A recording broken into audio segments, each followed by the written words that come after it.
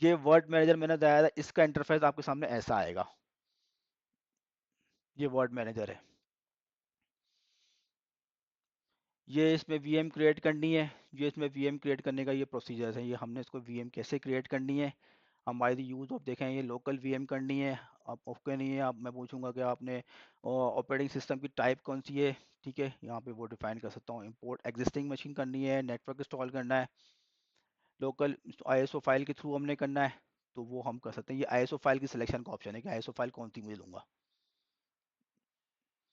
देखें ये आगे आ गई। यहाँ से आईएसओ फाइल जो मैंने दी होगी उसकी सेलेक्ट करूँगा, मेरी आईएसओ फाइल कहाँ मौजूद है।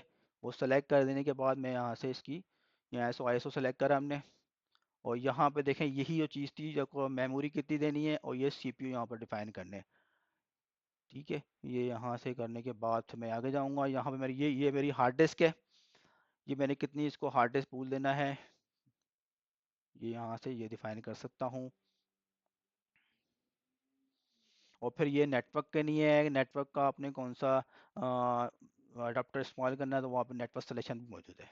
डिफ़ॉल्ट इसके अंदर आप बन जाता है नेटेड, तो आप मल्टीपल नेटवर्क का वो भी ऐड कर सकते हैं इसके अंदर। ठीक है, मतलब आप जिस तरह से लिनक्स में आपका ना बॉन्डिंग आपने क्रिएट करनी है, तो बॉन्डिंग भी क्रिएट कर सकते हैं। दो लाइन कार्ड को मिला के एक बॉन्ड क्रिएट कर लें, तो आप यहाँ पे वो भी कर सकते हैं। हाँ, दो मतलब बॉन्डिंग भी है ना कि आप लेट्स सपोज आपके दो लाइन कार्ड है, दो लाइन कार्ड के ऊपर आपने एक बॉन्ड बना लिया। ठीक है, तो अब आपने यहाँ पे बाउंडेड दे दिया। अब आपका किसी वजह से एक लाइन कार्ड आपका ड्रॉप होता है, तो सेकंड आपका सिस्टम चलता रहेगा, तो आप वो भी इसमें क्रिएट कर सकते हैं। ये एक लिनक्स क्रिएट हो रही है आपकी, वीएम सॉरी वीएम क्रिएट हो रही है। और ये वीएम ये विंडोज़ की इंस्टॉलेशन का था कि आप विंडोज़ पे इंस्टॉल करना है, आप विंडोज़ में इंस्टॉल कर सकते हैं एज इट इज़। ये सारी इसकी इंस्टॉलेशन के ऑप्शन आ गए हैं। इसमें यहीं से रहते हुए इसको शट डाउन करना है, फोर्स शट डाउन करना है, रिबूट करना है, उस वीएम को रिबूट वैसे ही करना है, आप आराम से यहाँ से रहते हुए कर सकते हैं। ठीक है, तो ये यहाँ तक का हमारा इसका जो था। अब इसको हम प्रैक्टिकल करके देखते हैं कि किसको किस तरीके से हम वीएम को बनाएंगे कैसे।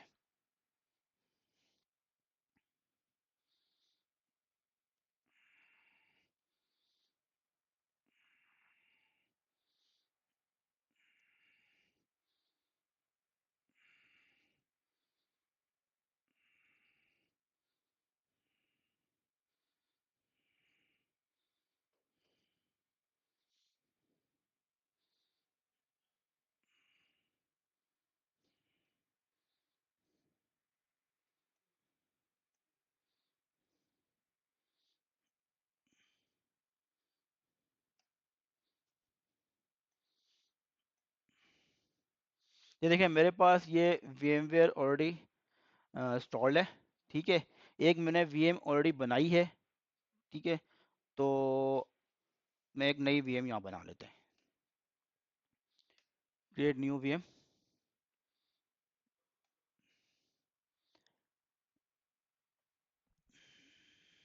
ये मेरे यहाँ इस जगह पे भाई मेरी आईएसओ फाइल मौजूद है ओरेकल लिनक्स की। ये नेक्स्ट कर लेता हूँ और इसका नाम दे देता हूँ मैं के VM2 नाम दे दिया मैंने। ठीक है, अच्छा यहाँ से इसकी हम सॉल्यूशन पे आ जाते हैं।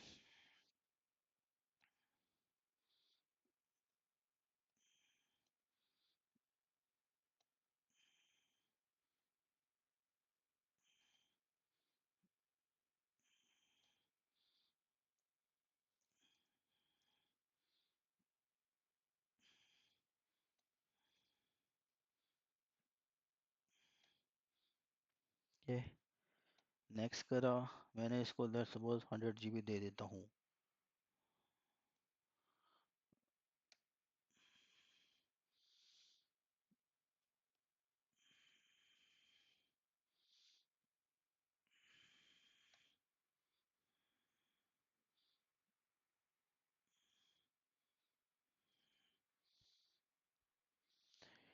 अब ऐसे समझ लें कि अब हम जो काम कर रहे हैं ये आप फिजिकल मशीन पे काम कर रहे हैं, तो फिजिकल मशीन पे आपने ऐसे ही काम करना है। तो आपने वो भी कर लेते हैं, वो उसकी बात कर रहे हैं, वो जो है ना वो भी कर लेते हैं।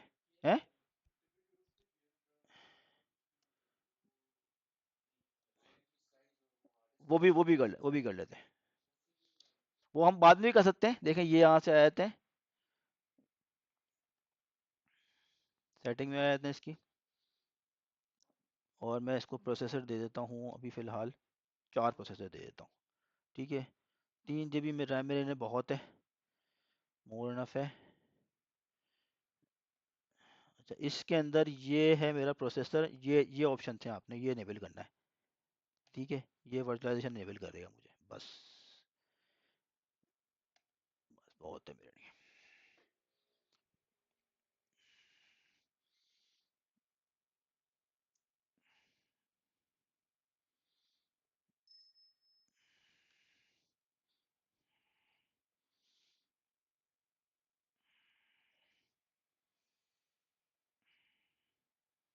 जैसे अभी आप लोगों के पास KVM आप कहीं भी अपने इंस्टॉल नहीं किया है, ठीक है, अभी कोई भी टेस्ट मशीन चले, आपकी टेस्ट मशीन जो आपको दी है ना मैंने, उस टेस्ट मशीन के ऊपर आप KVM इंस्टॉल कर दिया आपके लिए, तो आपने इसको उसकी प्रैक्टिस करनी है तो आप वहाँ पे कर सकते हैं। और मैं ये जो अलग मशीन पे कर रहा हूँ, ठीक है, तो अगर आप चाहें तो अलग दूसरी मशीन पे करना हो तो वो भी कर सकते हैं। ना वो सब मिलेगा आपको, डोंट वरी।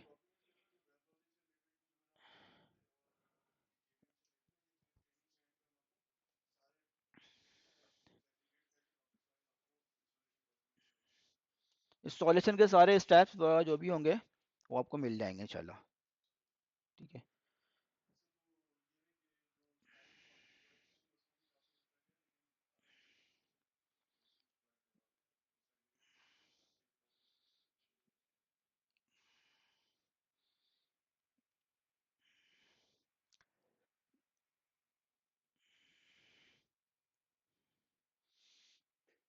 तो एज इट इज जैसे आपने फिजिकल मशीन के ऊपर ऑपरेटिंग इंस्टॉल करना है, आप प्लानिंग करने बैठे तो वैसे ही आप जैसे लिनक्स इंस्टॉल करते हैं वैसे ही आपने ये कर लिया। अभी हम ऊपर इन्वायरमेंट ऐसी, तो मैंने VMware बनाया है, आप ये सारे काम अपनी फिजिकल मशीन पे करोगे। ठीक है, मतलब आपने ये VMware से नहीं करना है, आपने फिजिकल मशीन से ही करना होगा।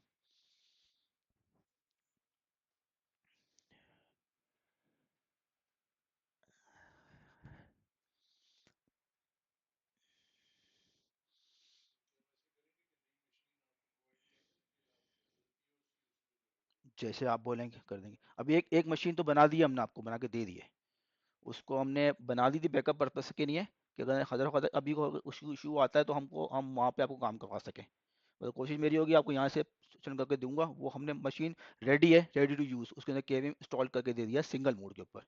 आप क्लस्टर कहेंगे तो आपको क्लस्टर ही बना के दे देंगे, वो उसके लिए उतनी मशीनें रिक्वायर्ड होगी, क्लस्टर के नहीं है।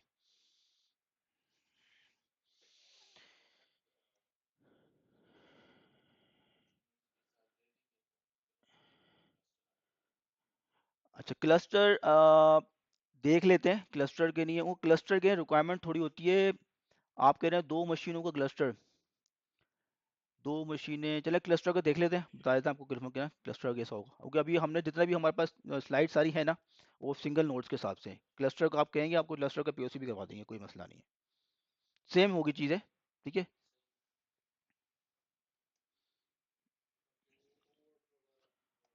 जी जी मिल जाएगा, कोई समझ नहीं है।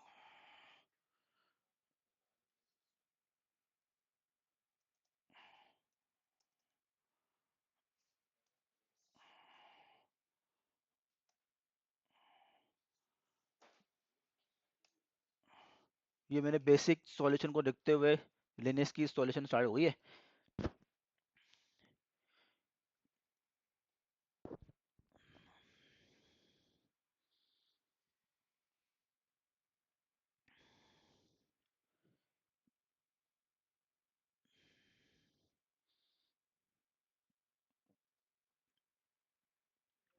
क्योंकि क्लस्टर मॉड्यूल जी, वाईफाई,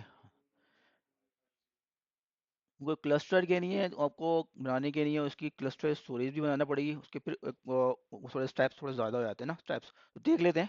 आपको कोई और POC इन्वायरमेंट बनवानी होगी तो आपको बना के दे देंगे, कोई मसला नहीं है, डोंट वरी अबाउट इट।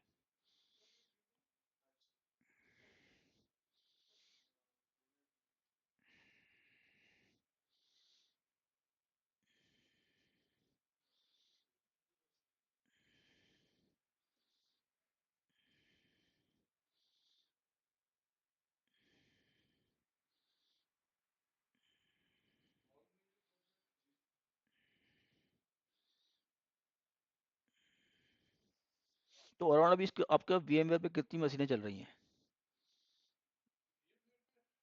ओ 30+। तो आपका VM पे आपका किस किस्म का वर्कलोड पर दिया हुआ है आपने जो उसके ऊपर?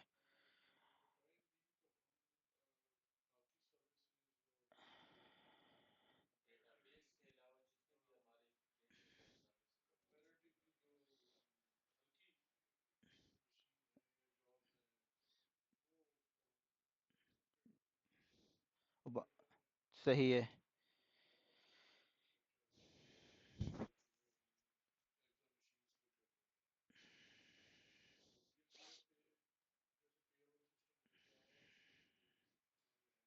तो आप VM पे।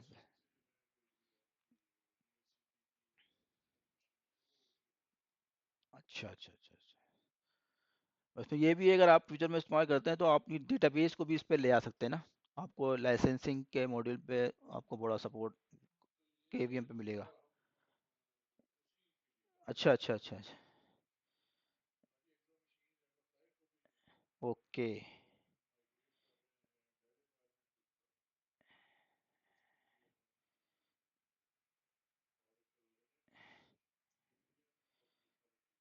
बिल्कुल सही है, बिल्कुल देखें आजकल लोग जो है ना ओरिकल के साथ, ओरिकल का मसला थोड़ा सा ये है, यही लाइसेंसिंग का ना।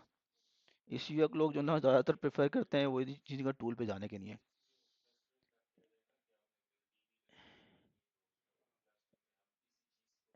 हाँ हाँ।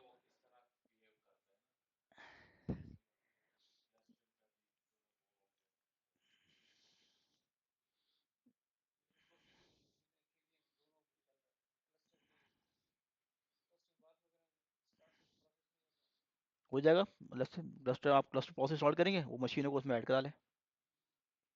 ठीक है ना, क्लस्टर इनेबल करें और वो जो मशीनें थी उनको उसमें ऐड करा लें, तो वो क्लस्टर का पार्ट हो जाएंगे।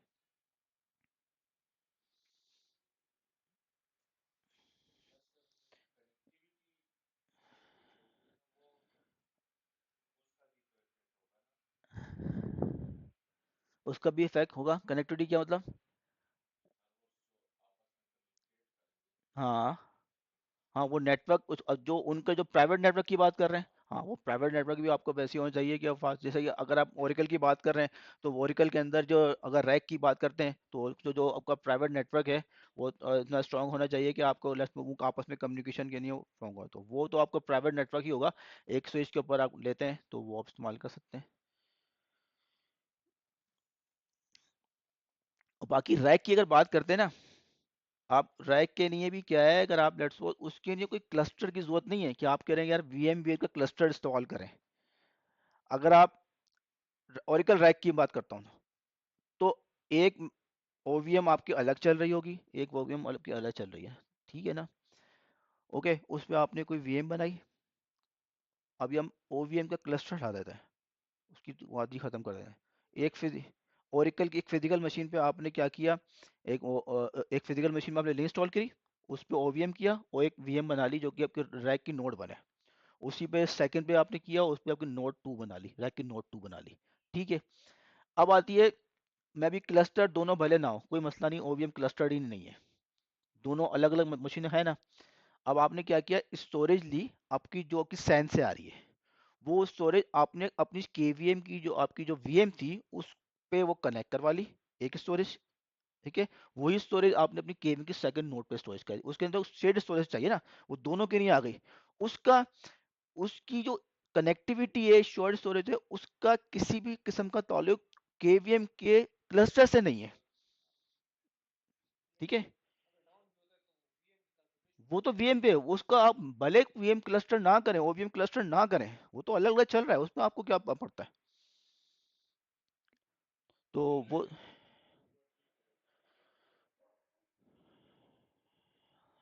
हाँ उसमें है, उसमें ये करना पड़ेगा आपको।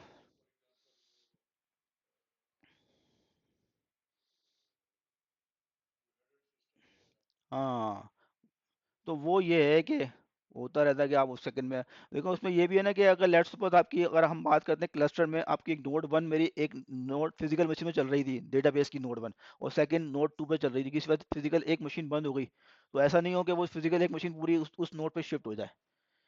ये भी देखना पड़ेगा आप लोगों को कि भाई वो उस पर शिफ्ट ना हो, वो उसी मशीन पर है, वो डाउन हो जाए भले, वो यहाँ ना शिफ्ट हो जाए। ये भी होता है ना कि मशीन डाउन होगी ऑटोमेटिक वो उस पर आ गई,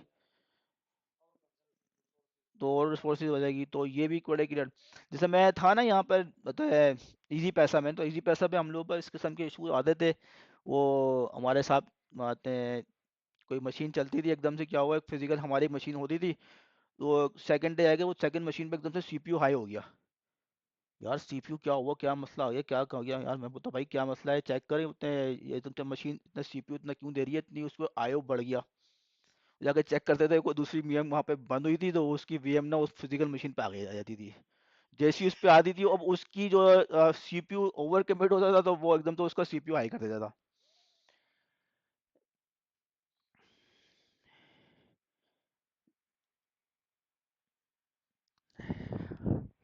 अब तो इसमें आप था, आप दोनों डॉकर्स का, डॉकर्स भी बेसिकली क्या है, आप यही चीज़ देख रहे हैं ना, देखें वर्चुअलाइजेशन पे कितना फ़ायदा हो रहा है हमको मार्केट में देखा जाए।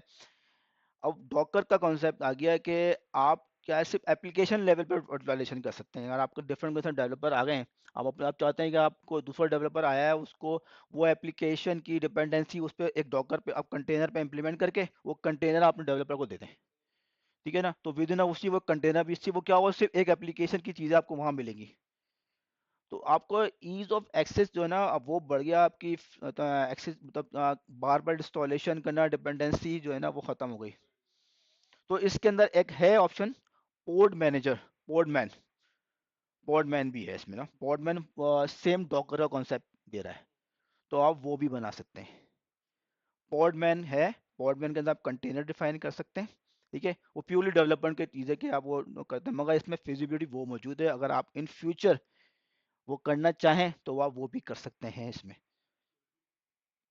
मतलब पोर्टमैन वहाँ वहाँ वहाँ डॉकर कहते हैं यहाँ पोर्टमैन के नाम से, उसके अंदर कंटेनर क्रिएट कर लें, वहाँ पे जो रिसोर्स डिफाइन करनी है वहाँ पे डिफाइन कर सकते हैं।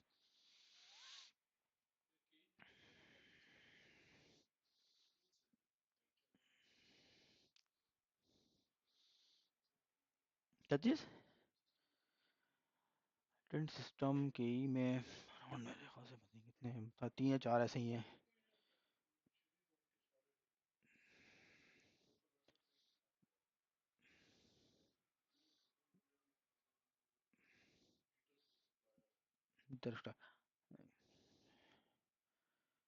तो बेसिकली बहुत सी चीज़ें ऐसी हैं, हम जो फंक्शनल लोग हैं ना, हम लोग ना उनमें इन्वॉल्व नहीं होते हैं, हम टेक्निकल साइड पे।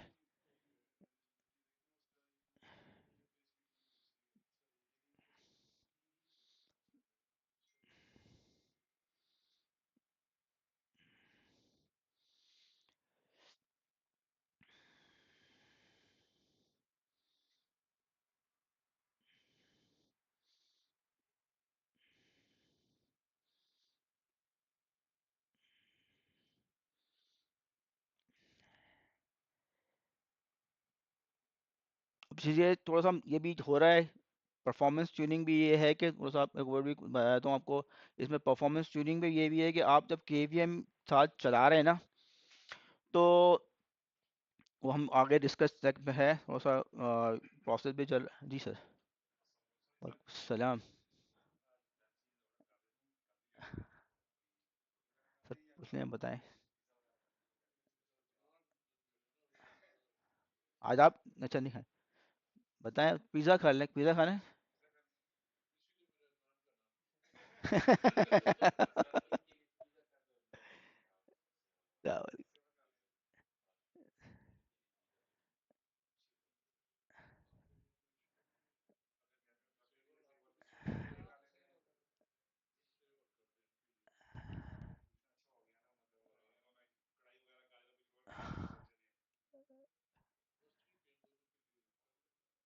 हाँ बाकी देख लें।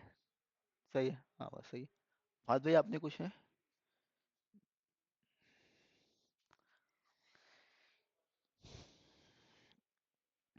तो इसके अंदर हम बात करेंगे तो थोड़ी परफॉर्मेंस ट्यूनिंग पे भी आती है कि जैसे कि आपने अपनी लिनक्स को हैंडल करना है, मतलब आपकी जो लिनक्स मशीन है, उस लिनक्स मशीन पे जहाँ पे आपने केवीएम चला रहे हैं, उसके ऊपर आपके कोई और दूसरे सॉफ्टवेयर नहीं हो, ठीक है, कोई और दूसरे सॉफ्टवेयर नहीं चल रहे हों, सिर्फ आपका केवीएम ही चल रहा है, ऐसा नहीं हो कोई दूसरी कोई एप्लीकेशन जो है उसी सेम मशीन पे आप वो भी चला रहे हो, ठीक है ना। ओके, और सीपीयू की जो बाइंडिंग है वो भी आप कुछ आप, हाँ, सीपीयू की बाइंडिंग भी आप प्रॉपर करें। ये देखें इसके अंदर ये होता है ओवर लिमिटेड, लेट्स सपोज आपकी 10 अगर 20 कोर की मशीन है, 20 कोर की मशीन है, तो आप ऐसा नहीं करें कि यार आप 20 कोर की मशीन के ऊपर आप 25 कोर की एक मशीन उस पर डिफाइन कर दें। अब अगर आपकी लेट्स सपोज 4-5 मशीनें हैं, ठीक है, लेट्स सपोज 4 मशीनें हैं मेरे पास, ठीक है, और 20 कोर की आपकी फिजिकल मशीन है। अब एक मशीन के ऊपर आपने 10 कोर डिफाइन कर दिए, पे अगर 20 कोर डिफाइन कर दिए।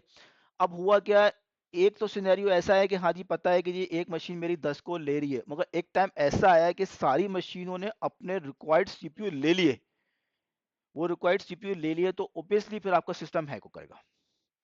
वो एक मगर वो ठीक है, कभी नहीं होता है, नहीं होता, मगर वो आपको उस लेवल की चीज़ों को कैलकुलेट करते हुए चलना है। अगर हाँ, मगर इसमें आप एक चीज़ मैंने आपको बताया, बोलोनिंग बैलोनिंग, वो ये है कि उसके अंदर आप डिफाइन कर देंगे ना, उसमें यहाँ कर लेंगे कि आपने वो भी मैक्सिमम से ऊपर नहीं, मैक्सिमम तो ऊपर वो भी नहीं जाएगा, मगर ये है कि वो एक वीएम से कोई रिक्वायर्ड होगा तो सेकंड पे ले जाएगा, मगर उसमें भी ये है कि लेट्स सपोज सारी वीएम एक साथ अगर सक्सेसफुल कर दूंगा फिर वो भी आपका सिस्टम चोक हो जाएगा, ठीक है ना। तो ये चीज़ें हमने आपने उसके ऊपर वो डिफाइन करनी है, बाकी जो परफॉर्मेंस के नहीं है आपने ये चीज़ें डिफाइन नहीं करी, मगर उसमें बहुत से सिनेरियो के अंदर आप ये चीज़ें अगर मिक्स करके करें तो आपको परफॉर्मेंस अच्छी भी देती है। और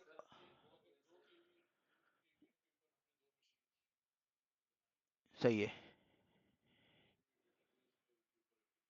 सही है।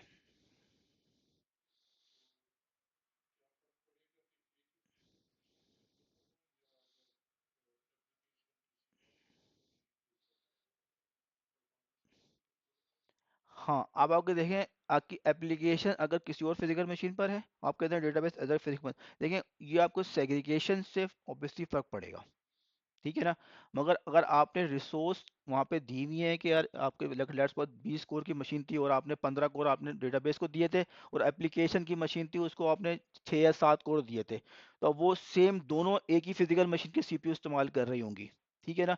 तो उसके अंदर ये होगा कि दोनों उतने यूटिलाइजेशन की रिक्वायरमेंट होगी तो परफॉर्मेंस एक इम्पैक्टेड आएगी, मगर उस लेवल पे क्या होगा, डेटाबेस की मशीन आपकी अलग ही जोन पे होगी और एप्लीकेशन की पूरी अलग मशीन होगी, तो क्या एप्लीकेशन का कोई भी लेट्स सपोज इशू होगा तो उसका इम्पैक्ट आपके डेटाबेस पे नहीं आएगा, तो परफॉर्मेंस आपको बिल्कुल अच्छी मिलेगी अगर आप अलग अलग सेगरेगेशन, मगर उस पर डिपेंड ये करता है कि जो आपका विद नेटवर्क है ना उसके दरमियान में, ठीक है ना, वो आपका फास्ट होना चाहिए, तो ऑब्वियसली वाला परफॉर्मेंस आपको सही मिलेगी। ना जाए, मिनिमम तो कोई लिमिट नहीं, मिनिमम तो कोई नहीं है आप में, मैक्सिमम है।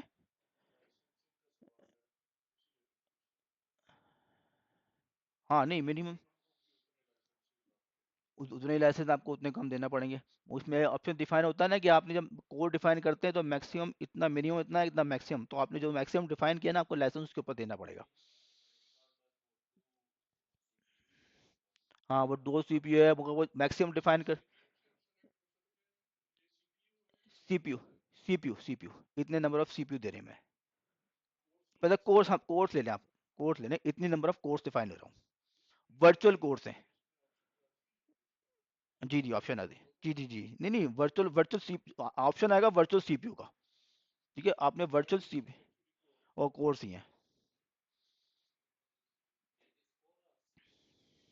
नहीं, वो आएगा वर्चुअल सीपीयू आएगा।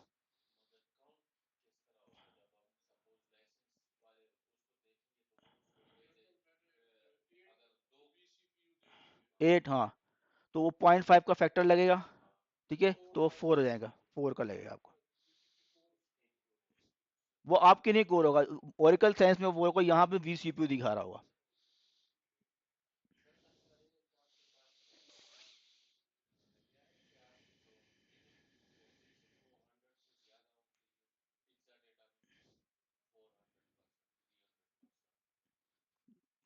300%? एक्सेल डेटाबेस ये आपको कहाँ ओएस लेवल पे बात कर रहे हैं या डेटाबेस लेवल पे? हाँ, ऐसा तो कभी नहीं हुआ, मतलब मेमोरी की रिलेशन तो ऐसा कुछ नहीं होता। अब हमने वहाँ पे ह्यूज पेजेस डिफाइन किए हुए हैं, तो वो डेटा बेसिस है, ठीक है ना। तो ये 300%, 400%, ऐसा तो कोई सच इशू नहीं आया कभी। आपको क्या थोड़ा सा ब्रीफ करें, क्या इशू क्या है? हैं? वो है। हाँ। जी। बिल्कुल।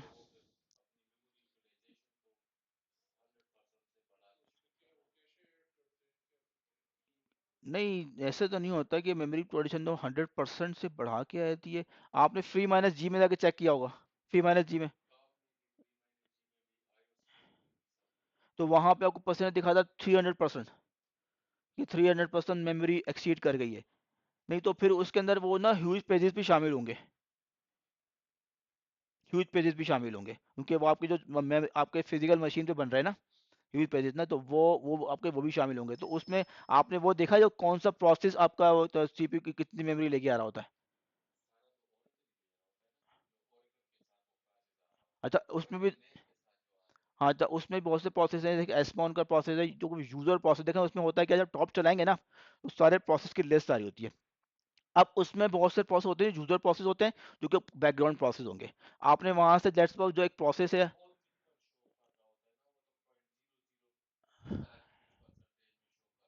अच्छा।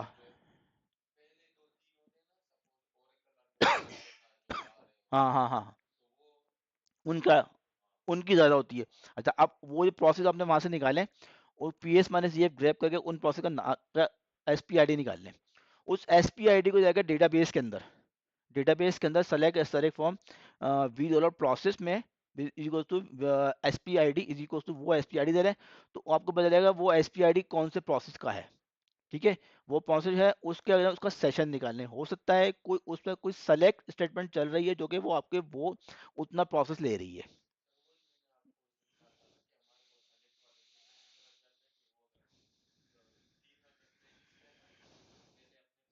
हाँ तो फिर वो हाँ तो फिर वो आपको वो क्यूरी को ट्यून करने की जरूरत है।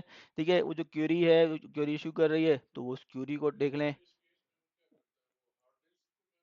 जी जी, ऐसे ही ह्यूज पेजेस भी कर रहा था।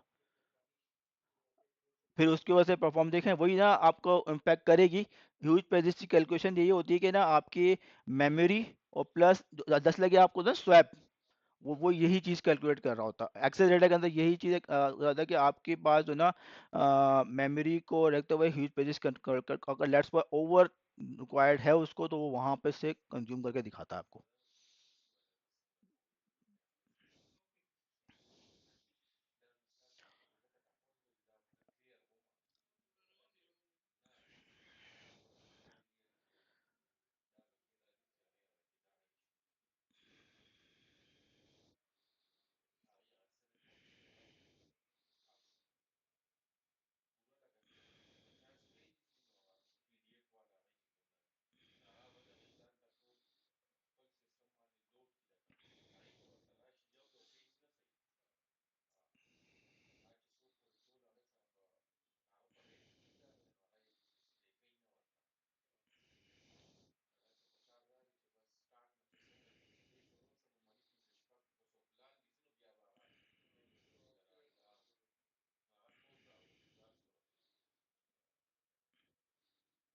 अच्छा, इसमें एक ऑप्शन होता है न्यूमा नोमा नेट, नोमा नोड्स।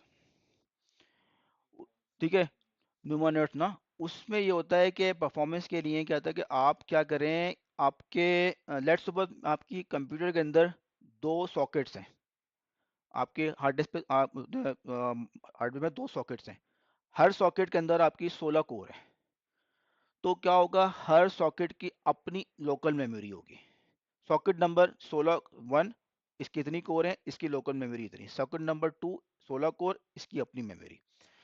तो आपने परफॉर्मेंस लेनी है इसमें, तो आप ये भी कर सकते हैं कि सीपीयू पिन कर सकते हैं कि यार ये सीपीयू के साथ ये इस पर्टिकुलर कोर के नहीं होगा। तो न्यूमन नोड में ये होता है कि वो क्या सीपीयू करता है, अपनी ही सॉकेट की जो लोकल मेमोरी है वो उसको इस्तेमाल करेगा।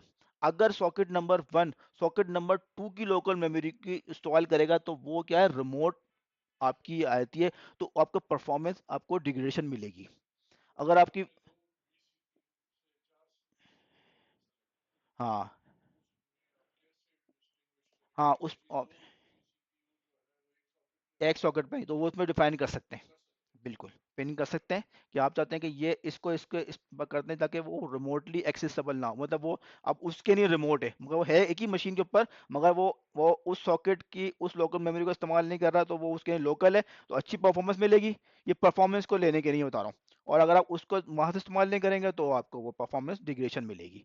तो ये चीज़ें भी आप बाय द यूज ऑफ इसमें आप कर सकते हैं।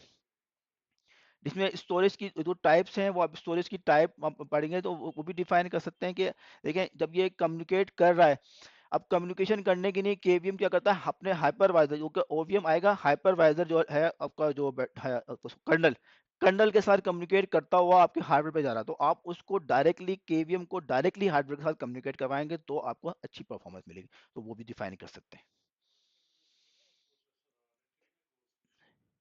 मिनिमम प्रोसेसर कोर तो नो आइडिया। 12। हाँ इतना तो कोर हर कोई ले रहा होता ना, मतलब कि वो तो आप कुछ मिनिमम अब 4-5 कोर तो नहीं है आएगा, मतलब ऐसे ही है 12-13 कोर, क्योंकि मैंने टेलीनॉर में मुझे याद है जब मैंने भी मशीनें कुछ ली थी, तो वो मशीन थी मुझे भी तकरीबन वेंडर जनरेशन उस वक्त था, जनरेशन 10 की मैंने मशीनें ली थी, तो वो भी 16-16 कोर की मशीनें मुझे दी थी, क्योंकि मुझे कुछ रिक्वायर्ड थी डेटाबेस का, मुझे कहा था कुछ कोर लाइसेंस मुझे कम लेने थे, तो इसकी वजह से मुझे फिजिकल मशीनें वो लेना पड़ी थी, फिर मैंने उस पर, हमने उस टाइम पे इंस्टॉल किया था ओवीएम। अब तो ओवीएम को ओरेकल ने खत्म कर दिया, ओवीएम के इस वजह से केवीएम चला रहा है, तो ओवीएम के थ्रू हमने वाला काम कराया था, वो फिर हमने 8-8 कोर डेटाबेस मशीन को डिफाइन कर दी थी। तो अब आई डोंट नो किस हिसाब से चल रही होंगी। अच्छा ये हो गया हमारी इंस्टॉलेशन खत्म।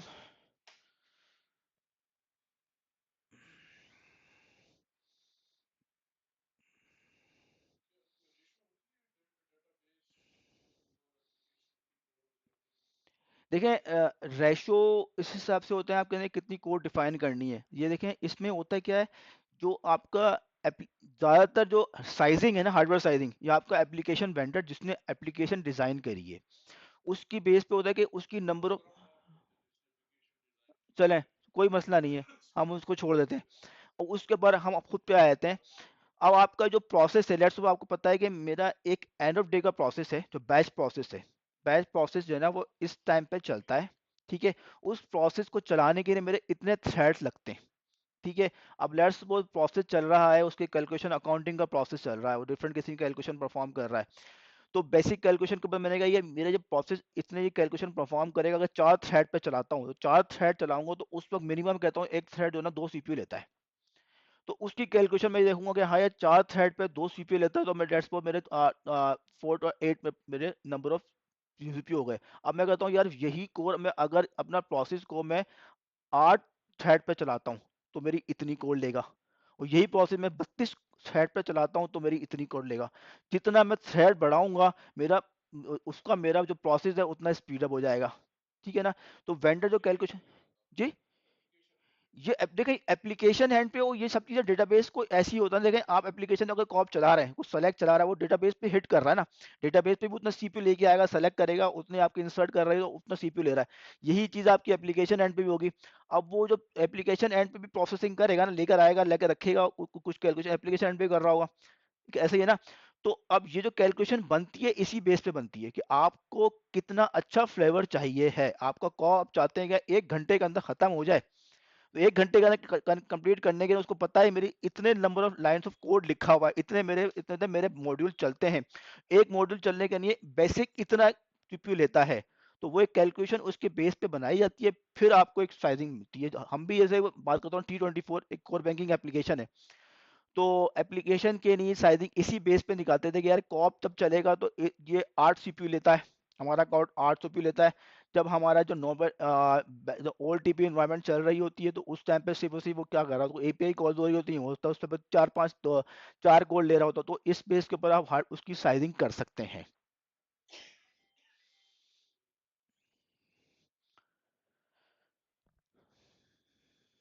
ये लाइसेंस एग्रीमेंट कर लेते हैं।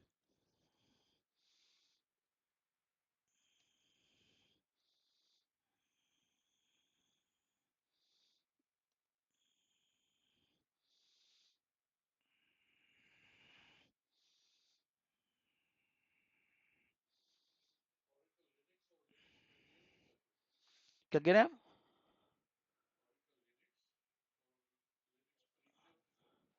Linux premium?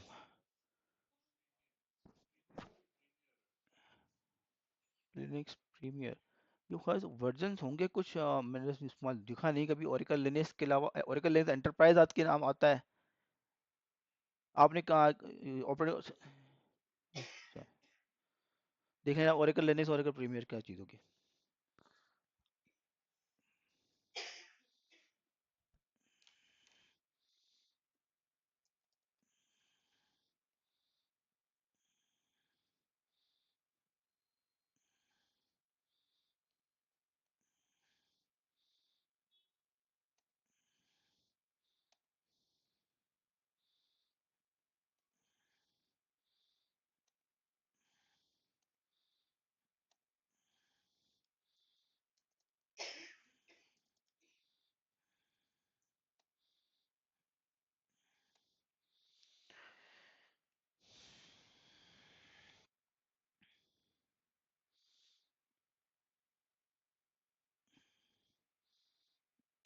तो ये मेरी बेसिक सॉल्यूशन हो गई है।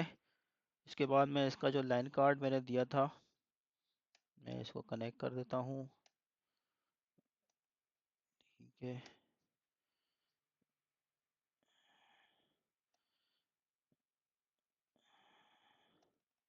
ये मेरी आईपी है। इसको मैं पुट्टी से भी एक्सेस कर लेता हूँ यहाँ से डायरेक्टली।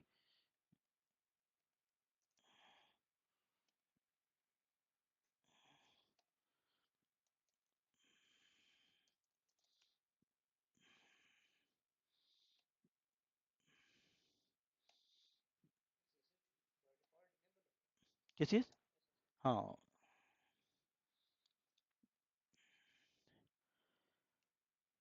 okay। अच्छा, हमारे पास थे ये कुछ स्टेप्स हैं, ये मैं आप लोगों से भी शेयर कर लूँगा। ठीक है।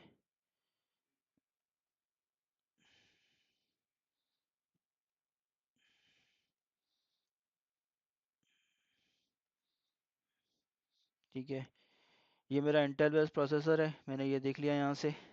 उसके बाद मैंने सिर्फ और सिर्फ ये इंस्टॉल करना है, ये दिस वन वर्ड इंस्टॉलर, ये हमने देखा था। ओ बस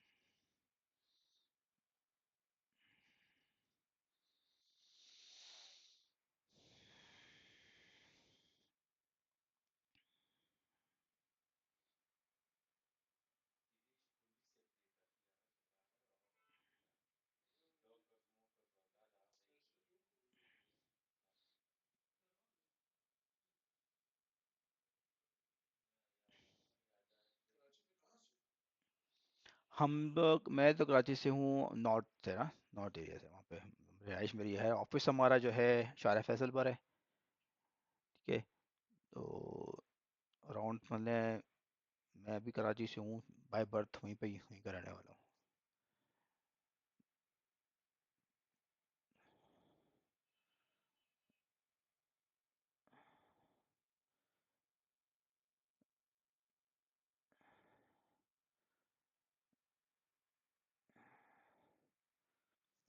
ये हमारे पास ये इंस्टॉल हो गए हैं। ठीक है, इसको वैलिडेट कर लेते हैं।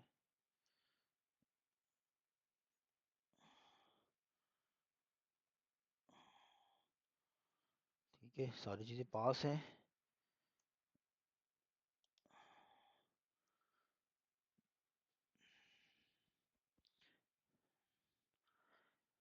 ठीक है, बस ये बाकी चीज़, ये वार्निंग है, इसको हम इग्नोर कर सकते हैं। हमारा ये जो है ना KVM इंस्टॉल हो गया है।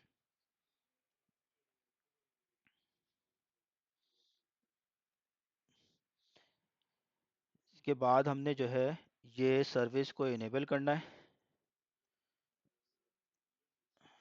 ठीक है, ये सर्विस इनेबल हो गया और इसका स्टेटस भी देख लेते हैं। ये होगी, ये रनिंग में है।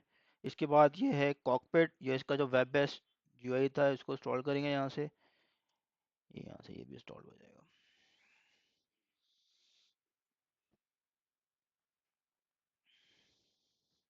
ठीक है जी, यस कर देते हैं।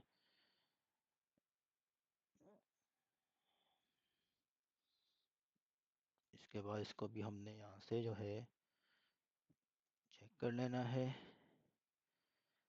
ठीक है, और इसका स्टेटस ले लेते हैं। ओके जी, फायरवॉल की ज़रूरत नहीं है हमें अभी। ये वर्ड मैनेजर था जो हमने देखा था, उसको इंस्टॉल कर लेते हैं। इसकी तो यहाँ से ये जी हम हाँ, वो मैंने पूरा कॉपी नहीं किया, वो यम वाला जरा पार्ट कॉपी के अंदर रह गया। ये यहाँ से यहाँ पे थ्रू कॉपी हो गया। ठीक हो गया। इसका इसकी ज़रूरत देख लेते हैं, इसको भी कुछ नहीं होगी मेरे ख्याल से।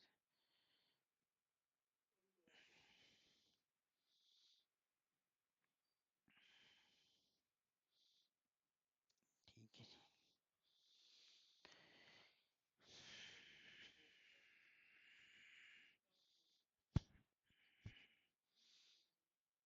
जी, ये हो गई हमारी कंप्लीट इंस्टॉलेशन, खत्म।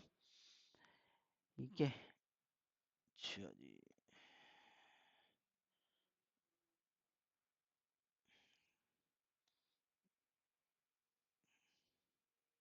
ये रहा 192.168.179.134।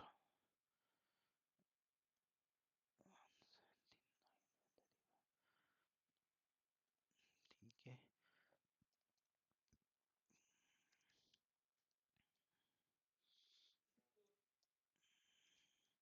134। ठीक है,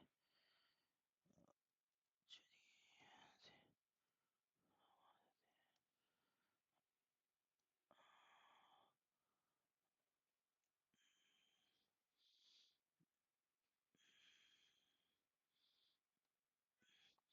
ये इसका अपना इंटरफेस आ गया हमारे पास।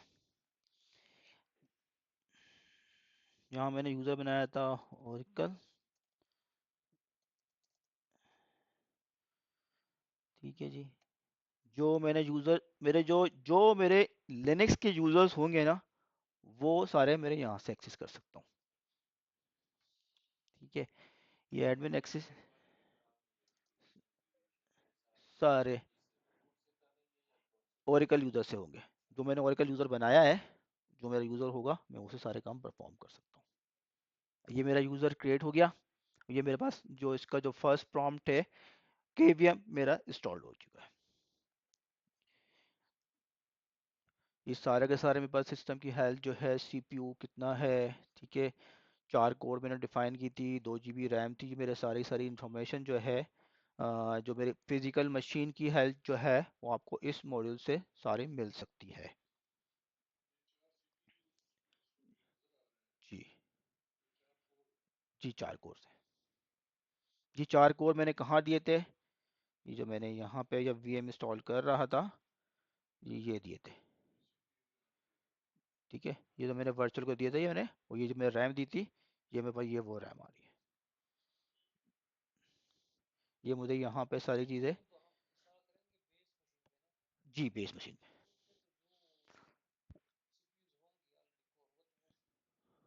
वो सारे यहाँ नज़र आएंगे आपको।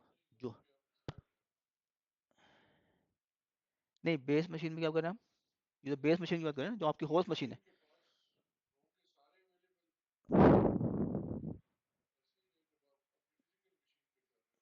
हाँ, सब आ जाएंगे जब वीएम बनाएंगे। जी, वीएम पे आपने उसके हिसाब से एलोकेट करना होगा।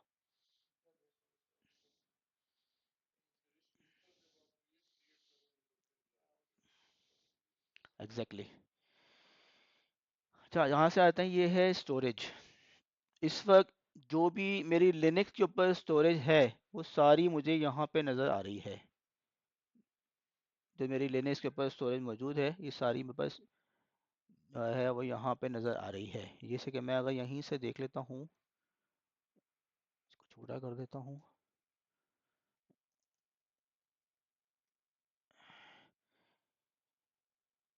ठीक है, पीवीएस।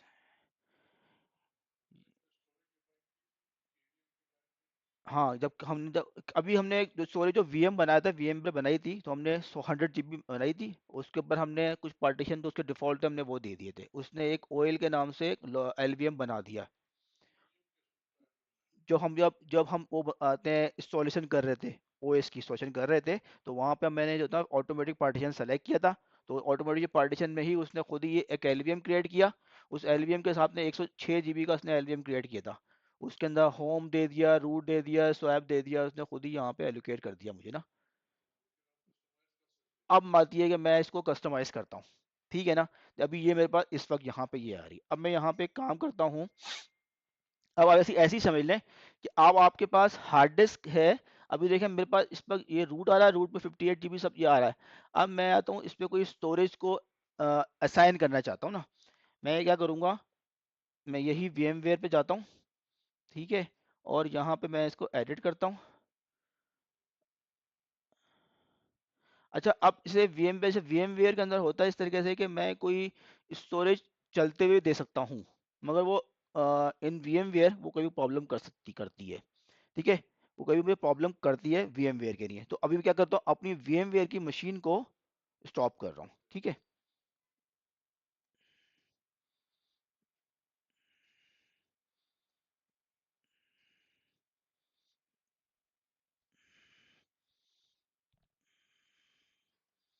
ठीक है, यहाँ से इसको पावर ऑफ कर देता हूँ VMware को मैं। ठीक है, और यहाँ से आके मैं एक सेटिंग करता हूँ। हार्ड डिस्क, एक नई हार्ड डिस्क ऐड करता हूँ। ठीक है, और ये एनएमई रिकमेंडेड जो है ये है। नेक्स्ट करता हूँ, और इसको मैं दे देता हूँ एग्जाम्पल, ये भी इसको चले मैं 100 GB दे देता हूँ। ठीक है, और नई इसको मैं फाइल की डिस्क्रिप्शन दे देता हूँ,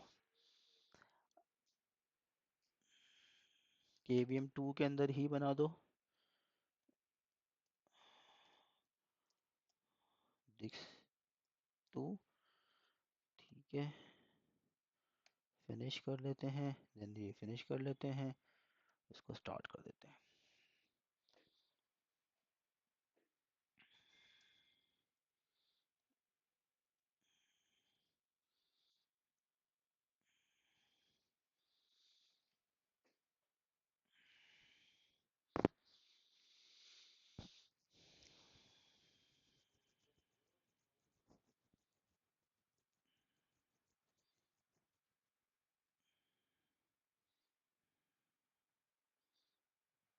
ठीक है, ये मेरी मशीन स्टार्ट हो गई है, और मैंने रूट। अच्छा हाँ, अच्छा कि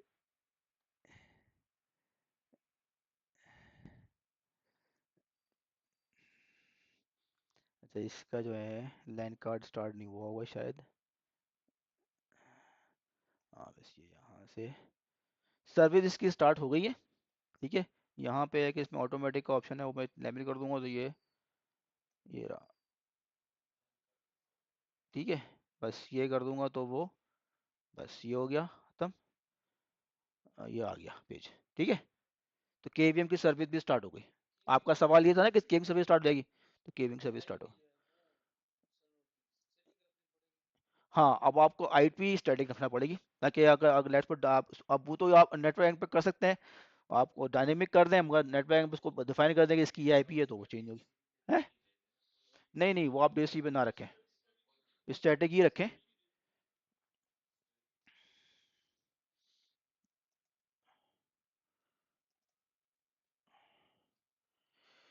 ठीक है, जब मैंने यहाँ डिफाइन किया था अब यहीं से आए थे स्टोरेज में। ये देखें, ये मैंने जो ऐड की थी यहाँ पे मेरे पास आ गई वो हार्ड डिस्क।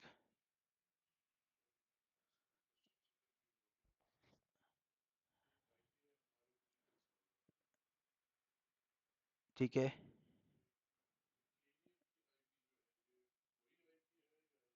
वो फिजिकल की वही आईपी होगी, वही आईपी होगी, सेम आईपी होगी।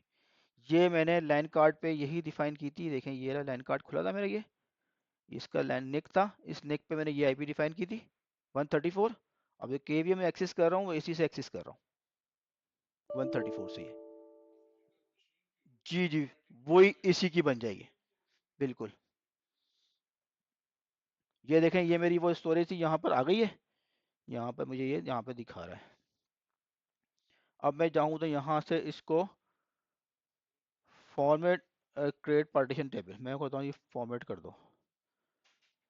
ठीक है जी, फॉर्मेट भी कर देते हैं, इसको कह देते हैं, मैं कहता हूँ डेटा, नाम ये दे देता हूँ, और पॉइंट दे देता हूँ स्लैश डेटा के नाम से दे देता हूँ।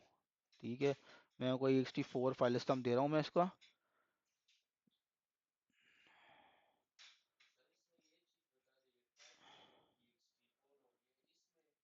या ये फाइल सिस्टम का टाइप है।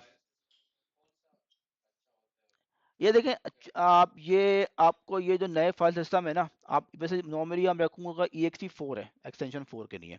जो आपके फाइल सिस्टम लिनक्स पे इंस्टॉल करें तो आपको यही वो इस्तेमाल करें। ex4 एक एक्सटेंडेड फाइल सिस्टम आया है, न्यू फाइल सिस्टम है, तो आप ये भी इस्तेमाल कर सकते हैं, मगर ये अब जो बाकी जो आपको लिनक्स वर्जन आ रहा है ना, उसमें एक्सटेंडेड फाइल सिस्टम आ रहा है, तो उसमें ज़्यादा फीचर्स मौजूद हैं।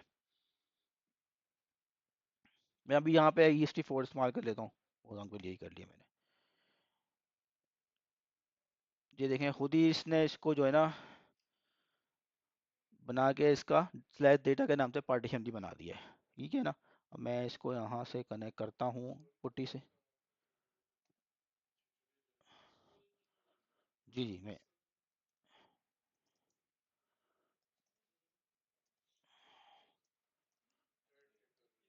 ये देखें स्लैश डेटा के नाम से आ गया, ये आ गया, सही है। जो मैंने वहाँ पर डिस्क ऐड की थी वो यहाँ मेरे पास स्लैश डेटा, एक और डिस्क 10 GB की अगर ऐड कर लो। अच्छा, अब अच्छा चले, फिर मुझे फिर मशीन बंद करना पड़ेगी। अच्छा, मसला इसे ये ना, वो VMware का है। ठीक है, कर लूँ मैं? मैं कर लेता हूँ, 10 GB ना। ठीक है, चले चले, मैं आपकी समझ गया। इसको मैं पावर ऑफ कर लेता हूँ। ठीक है, ये मशीन पावर ऑफ कर ली, ये मेरा VMware की मशीन है। सेटिंग,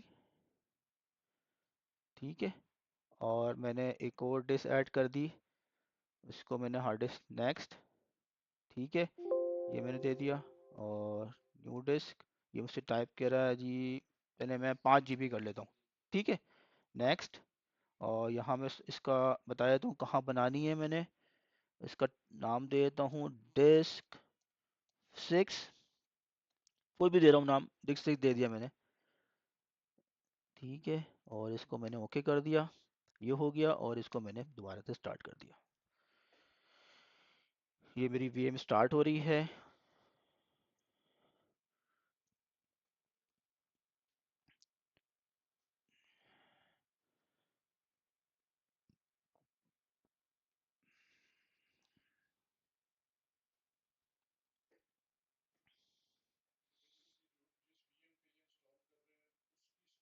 उसको मैंने बढ़ाया, अब उसको स्टोरेज दे रहा हूँ, अब उसको मैं केवीएम पे लेके जाऊंगा। ये मेरा स्टार्ट हो गया है, ठीक है।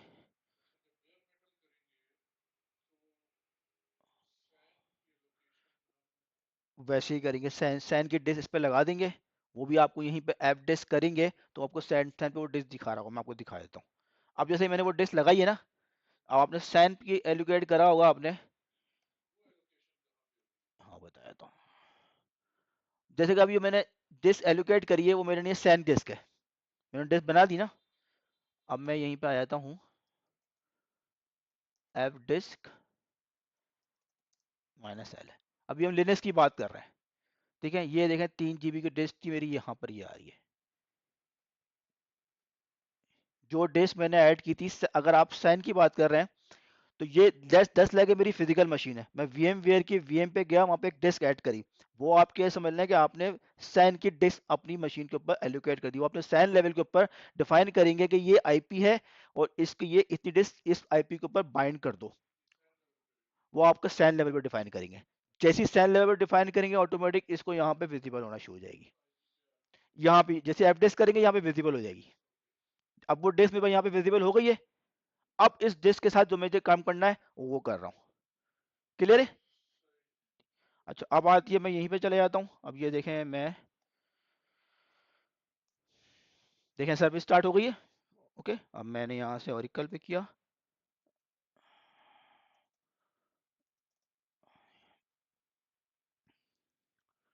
और ये मैंने स्टोरेज कर लिया। देखें ये दूसरी डिस्क भी जो मैंने अभी बनाई थी हमने, यहाँ पर आ गई है, ये अनफॉर्मेट डेटा है, ठीक है। इसको मैंने कर दिया फॉर्मेट, कर लो जी, पार्टीशन डिफाइन कर दो डेटा 2 के नाम से, ठीक है।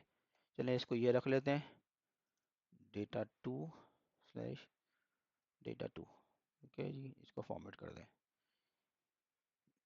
ये स्लाइड data2 के नाम से फाइल सिस्टम माउंट हो गया। अब ये मेरी सैन, समझ लें आप सैन के साथ आ रही थी, देखें स्लाइड data2 के नाम से आ रहा है यहाँ पर,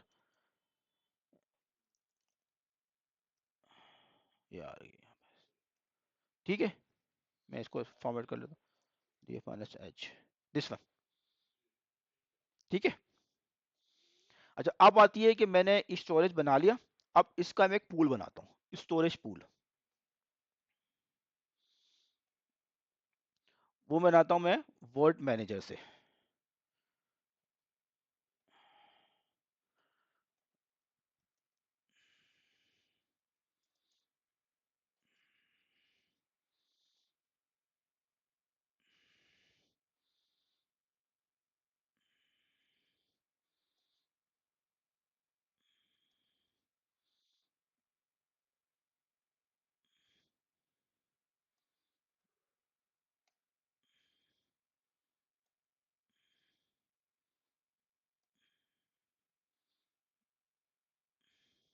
ये विजिबल है आप लोगों को सही से, ठीक है। वर्ड मैनेजर, ये आपका इसका अपना वर्ड मैनेजर, अपना इसका कंसोल है, ठीक है।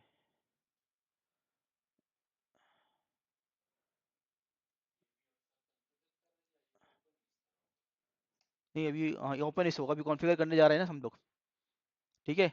अब इसमें ये ऑप्शन आता है स्टोरेज यहाँ पर, ठीक है।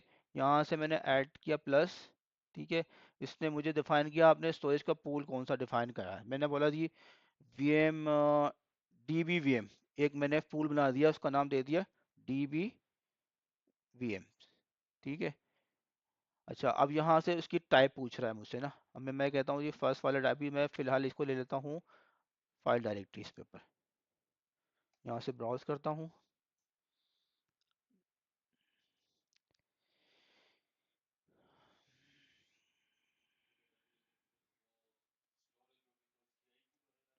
वो सारी उसकी, अब ये देखो, ये मैं अभी बनाई दी ना data2, ये डेटा बनाया था मैंने, ये मैंने डेटा यहाँ पे सेलेक्ट कर दिया, ये स्लैश डेटा का फाइल सिस्टम टारगेट पाथ मैंने ये दे दिया।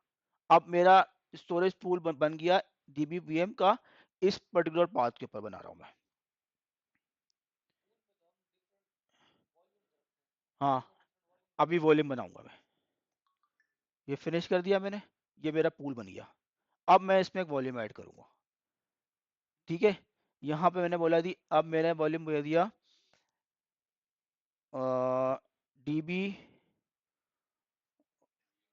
और मैं कहता हूँ आपकी कौन सी डीबी, बिलिंग डीबी ना, बिलिंग डीबी के नाम से मैंने एक का, अब यहाँ आता है सी कॉर टू। इसमें दो किस्म के फाइल सिस्टम होते हैं, रॉ और कॉर टू, क्यू कॉर टू। रॉ में ये होता है कि आप पूरा फिक्स पार्टीशन, जैसे अगर मैंने 10 GB डिफाइन किया है तो 10 GB पूरा एलोकेट कर देगा। ये सिंपल पार्टीशन है। ये जस्ट लाइक ये रॉ डिस्क होती है, आपने डायरेक्टली डिस्क आपने एलोकेट कर दी। ये जस्ट लाइक वो पार्टीशन है कि आपने आप डिस्क ऐड करी और आपने उसको फॉर्मेट नहीं किया पार्टीशन लेवल के ऊपर, आपने वो बना दिया, तो वो रॉ पार्टीशन है। तो वो रॉ डिस्क भी आप बना सकते हैं। और दूसरा, मगर इसकी रॉ में ये होता है कुछ लिमिटेशन है, इसके अंदर आप स्नैपशॉट नहीं बना सकते, इसमें कंपैरिजन नहीं कर सकते, कंपैरिजन नहीं कर सकते। तो वो लिमिटेशन है, मगर आपको परफॉर्मेंस अच्छी जो है ना वो रॉ पे मिलेगी। ठीक है, मगर आपको अगर कोई स्नैपशॉट क्रिएट करना है, वगैरह करना है, तो वो चीज़ें आप ना रॉ में नहीं कर सकते। दूसरा इन्होंने किया कॉ टू, ये एक एडवांस पार्टीशन है, इसके अंदर आप कंपैरिजन भी कर सकते हैं। ठीक है, और इसके अंदर आप जो है सिक्योरिटी इंक्रिप्शन भी कर सकते हैं, और इसके अंदर आप बताएं स्नैपशॉट भी बना सकते हैं। तो वो फिर आपकी चॉइस के ऊपर है। वैसे इसमें बाय डिफॉल्ट कॉर टू के नाम से क्यू कॉर टू जो है वो इस्तेमाल होता है, आप वो इस्तेमाल करें। परफॉर्मेंस आपने वो आपकी चॉइस के ऊपर है कि आप ये चीज़ें अगर चाहते हैं स्नैपशॉट, डीबी की मशीन है, अब मुझे डीबी की मशीन के ऊपर जाते हैं स्नैपशॉट की तो जरूरत है ही नहीं, क्या करना है स्नैपशॉट बना के, बना भी लूंगा तो क्या करना है, प्रोडक्शन मशीन में जरूरत ही नहीं है मुझे, तो मैं वहाँ पे रॉ पार्टीशन इस्तेमाल कर सकता हूँ। ठीक है, तो ये यहाँ से मैंने ये डिफाइन कर दिया। अब इसकी कैपेसिटी में कितनी देनी है, फर्स्ट इनिशियल कैपेसिटी मैं कहता हूँ जी, अभी मैं दे देता हूँ 20 GB, चलें 20 GB नहीं करते हैं, इसको कर देते हैं 50 GB। ठीक है, एंड एलोकेट कर दूंगा तो सारी सारी पूरी एलोकेट हो जाएगी। हाँ, डेटा में से लेगा। हाँ, ये मैंने क्रिएट कर दिया, ये मेरा बन गया एक कोटू के नाम से। ठीक है, ये मेरा पूल डिफाइन हो गया। अब आता है, मैं अपनी सॉल्यूशन पे आ जाता हूँ।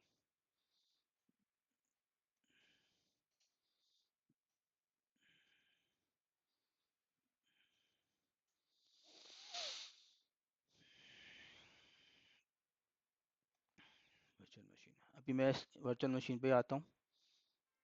यहाँ सारी वर्चुअल मशीन जो है ना आपकी इस यहाँ पे नज़र आ रही होंगी। ठीक है, वर्चुअल मशीन मैं उस विंडो से ही बना सकता हूँ जो आपको वर्ड मैनेजर है, और वर्चुअल मशीन में यहाँ से ही बना सकता हूँ। ठीक है, जैसे मैंने किया क्रिएट वर्चुअल मशीन। ठीक है, यहाँ मैंने नाम दे दिया बिल वन। ठीक है, बिल डीबी वन। ठीक है, ये मैंने दे दिया इस तरीके से। यहाँ मुझसे पूछेगा कि आपका, अच्छा, आईएसओ। तो अब आईएसओ के लिए मैं करता ये हूँ,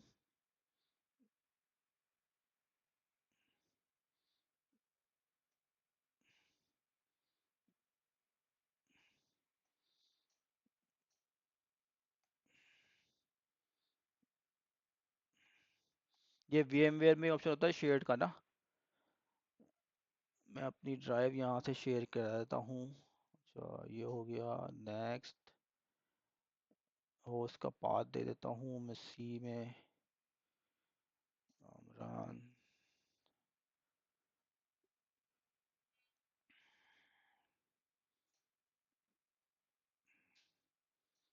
सॉफ्टवेयर, ये मेरी लिनक्स यहाँ मौजूद है।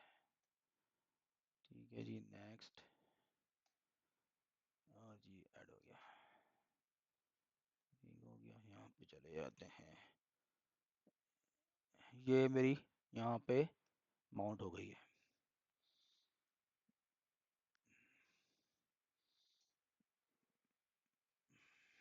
अच्छा, इसको मैं पहले करना ही होगा, इसको मुझे स्लैश डेटा में कॉपी करना पड़ेगा। ठीक है, मैं यहाँ पे क्रिएट करता हूँ mkdir सॉफ्टवेयर।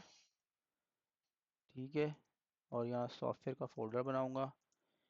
उसके बाद मैं जाऊंगा यहाँ से इस ड्राइव के अंदर, ये मेरा फाइल सिस्टम, ये सीपी कर देता हूँ मैं इसको डेटा के सॉफ्टवेयर में। ओ,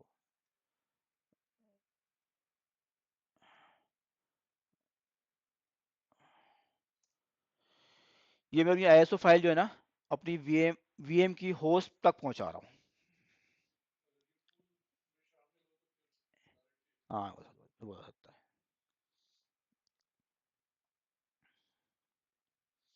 यही होगा, आपने अगर लेट्स सपोज कोर की वीएम इस्तेमाल करनी है तो आपने उसकी आईएसओ फाइल जो है ना अपनी अपनी होस्ट मशीन तक पहुंचाने का इस तरीके से पहुंचाएंगे आप।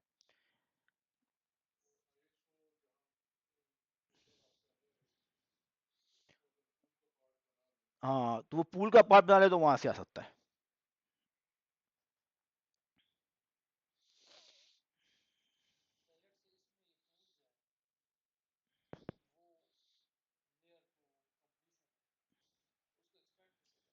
पूल को एक्सपेंड करना मतलब, खत्म जब खत्म होने वाला है।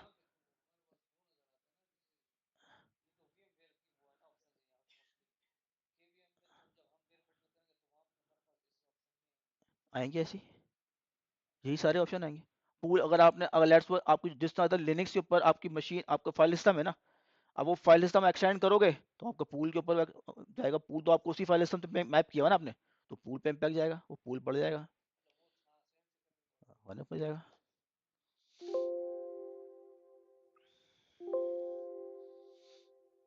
यही फायदा है इसका ना, देखा ना, जो काम लिनक्स पे है ना वो आपको वही मिलेगा सब कुछ।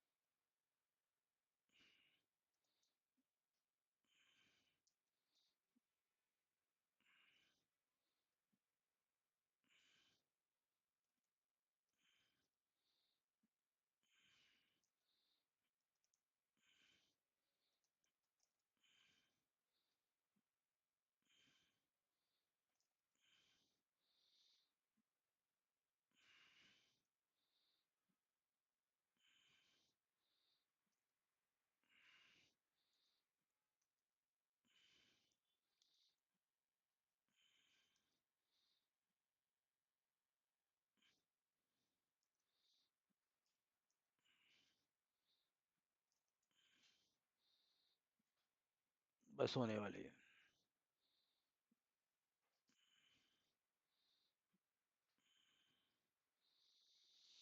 ठीक है, ये हमारा वहाँ मीडिया पहुँच गया है। हम यहाँ पे आ जाते हैं।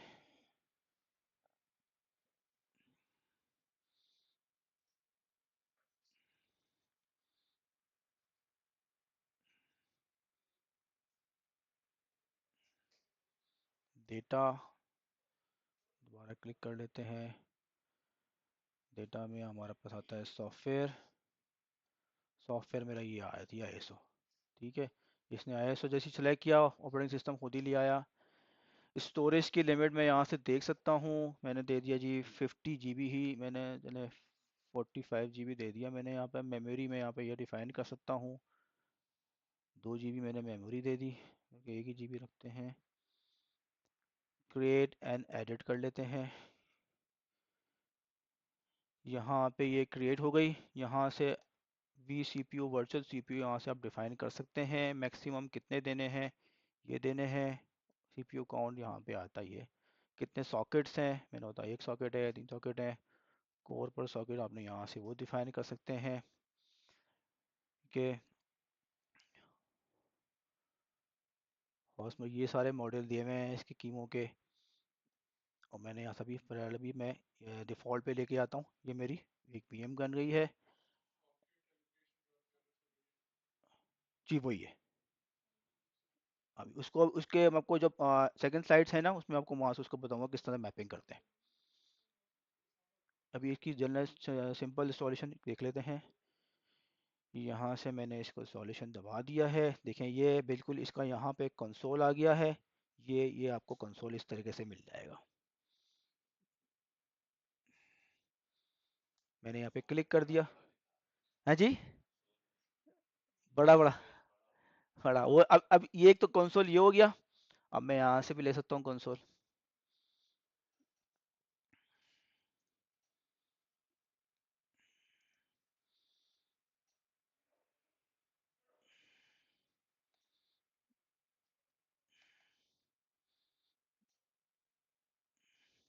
ये यहाँ से आ गया। एक कंसोल मेरा यहाँ से भी आ सकता है।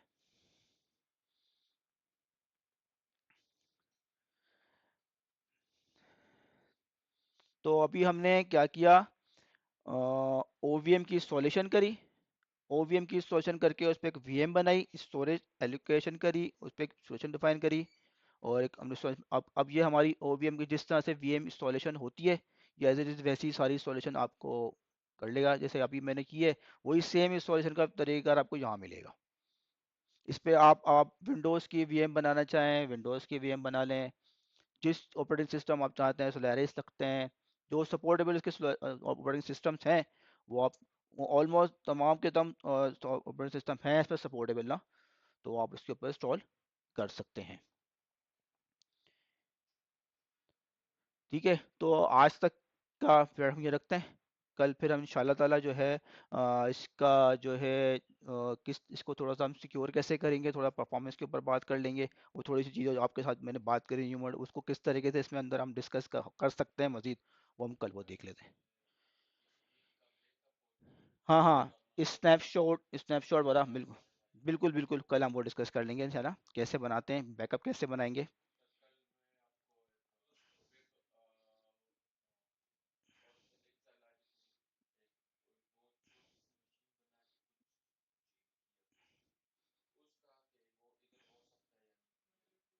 माइग्रेशन माइग्रेशन की बात नहीं, वो ओवीएम ओवीएम की बात कर रहे हैं ना। अच्छा देखें उसको बहुत सी चीज़ें ऐसी हैं देखें। मेरे पास जो प्रैक्टिकल है ना उसको हम ये कर सकते हैं किसी और में उनके वो में हो सकता है करेंगे, कुछ ट्रिबल शूटिंग इश्यूज आएंगे, काफ़ी चीज़ें होंगी। तो हमारा कल का एक टाइम है। कल के टाइम में जो बहुत सी चीज़ें हैं कि मैं क्लोनिंग के जो बेसिक बेसिक चीज़ें हैं आपको वो बता दूंगा। उसके लिए अगर आप कहते हैं तो उसके लिए आप एक सेशन अलग कर सकते हैं आपके लिए। पीओसी करवाना है आपको, कहता है क्लस्टर करवाना है तो ऑब्वियसली कर लेंगे। और ईवीएस का है, उसमें देख लेंगे, कुछ कर लेंगे। वहाँ पे कुछ कर लेंगे, देख लेंगे कि आपको कौन सा होगा। ठीक है, ठीक है, कुछ नहीं मतलब।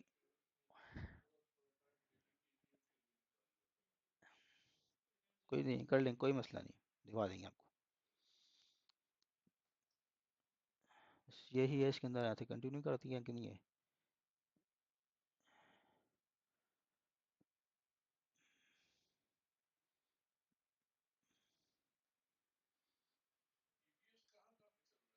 EBS EBS around the banking industry बात करूँ ना तो बैंकिंग इंडस्ट्री में ज़्यादातर ईबीएस ही चल रहा है।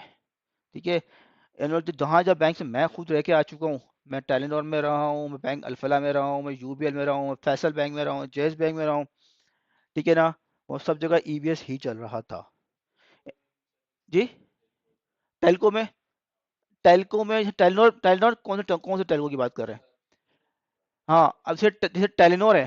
टेलीनॉर ने इटसेल्फ, मैं टेलीनॉर बैंक में था। टेलीनॉर ने अपनी खुद एक ईआरपी बनाई हुई है, वो ईबीएस इस्तेमाल नहीं कर रहे। उन्होंने एक अपनी खुद की ईआरपी है, वो उसको इस्तेमाल कर रहे हैं। तो एग्जैक्टली मुझे नाम नहीं याद है, मगर वो ईआरपी ईबीएस नहीं कर रहे। अब कुछ जगहों पे सैप चल रहा है, जैसे अब यहाँ बात करते हैं के इलेक्ट्रिक में, वहाँ पे सैप चला रहे हैं वो लोग, वहाँ पे ईबीएस नहीं है।